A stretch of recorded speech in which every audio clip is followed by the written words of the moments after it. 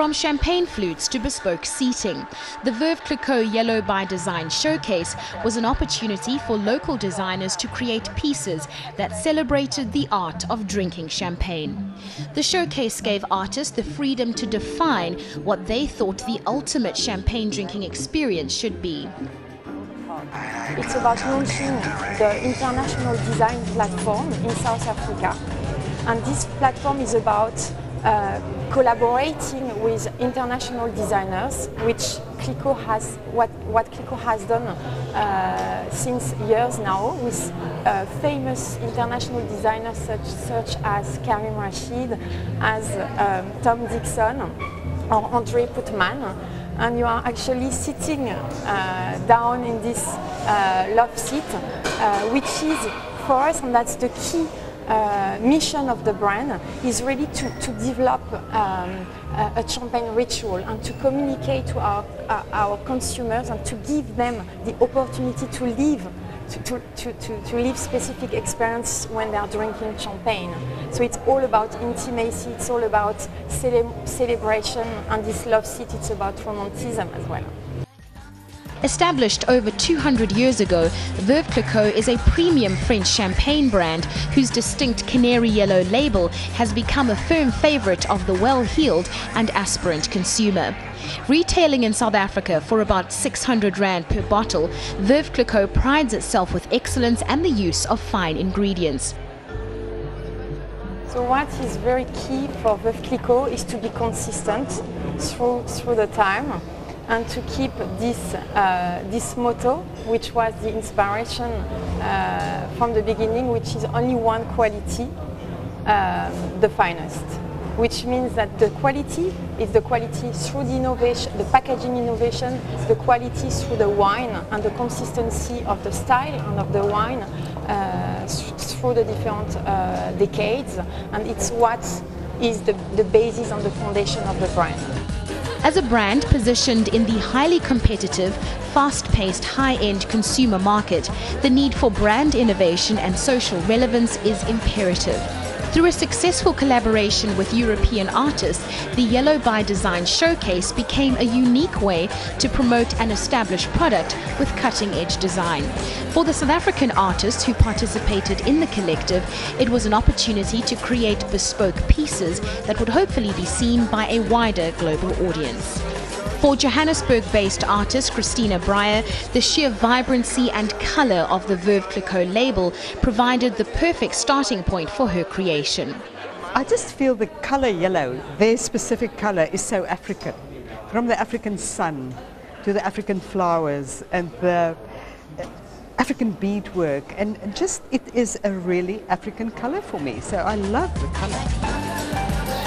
Despite the recession and the global financial slowdown, there is still demand for premium champagne, but perhaps not as bullish as before. And for the team at Veuve Clicquot, their strategy during the downturn is to innovate and stay ahead of the creative game, ensuring the product stays as true to its contemporary context as it is to its 200-year-old heritage.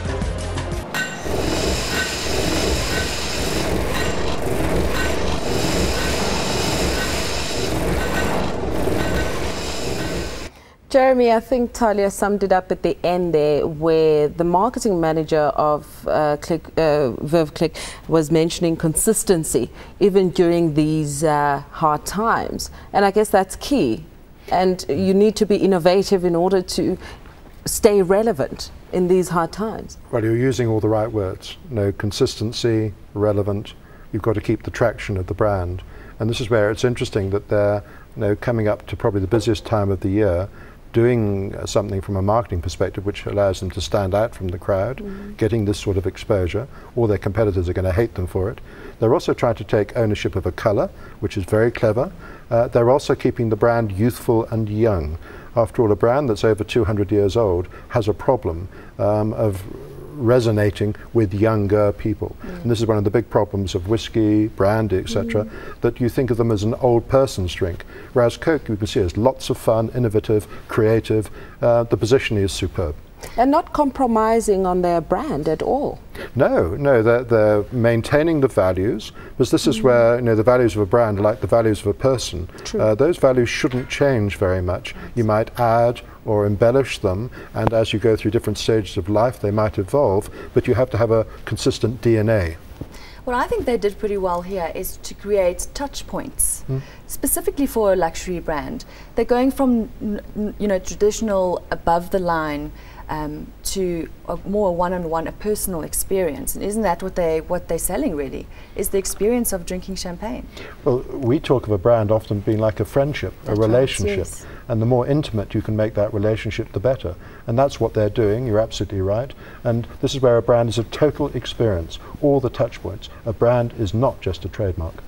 But you just touched on the new wealth, the younger generation, and I think they're getting it so right. And particularly luxury brands at the moment, they're using celebrities, for example, to endorse the brand, to get the new wealth, the younger generation, because if you think about it, if you make them brand loyal now, you'll have a brand ambassador for life.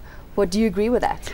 I do, but especially in these recessionary times, people are perhaps trading down a little bit. And that's fair enough, but if they trade down within the category, within the brand, if there are opportunities, that's fine.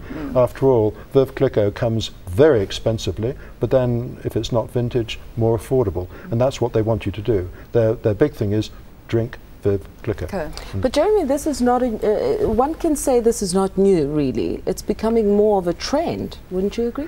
Yes, but any brand must stay relevant. Now, this is where there are some brands that will have a huge campaign and it's all over within a week and then you don't get anything else for another 51 weeks or so. You've got to keep a presence there. And as I say, especially in this festive season coming up, when champagne is almost the main drink anyone would love to drink if they can afford it, it needs to be top of mind. And you don't want people thinking of other major brands. And this is where you have the brand cues, and one of those cues is that very strong orangey yellow, which does look very African. That's it. Jackie, do you have one more question for Jeremy to wrap? I think off? future of luxury brands, I guess there'll always be a demand for luxury. It's an emotional purchase. It makes us feel good about ourselves. And I guess that's why we saw, even in the recession, thinking that luxury brands would be affected. Yes, of course they were, but not as much as we thought. People still feel the need to purchase luxury goods. Maybe not at the same, your buying behavior might change, but you're still spending. It's aspirational. It's aspirational. Out of the top 100 brands by value, the biggest sector is luxury brands. And 2 or 3 have come in the 90s in the last 6 months, like Burberry and Chanel, I think, and Cartier. And as you say, luxury brands are still going to have a place. We want to spoil ourselves. We aspire for something. But also, whilst we might be having a difficult time here and Europe might be having a very difficult time, in the East, already they're coming out of it. And also the super wealthy, yes. And as I said, you might trade down. You might not buy the top end of the range, but boy, wouldn't it be lovely to be given just something with that brand name on it. Absolutely.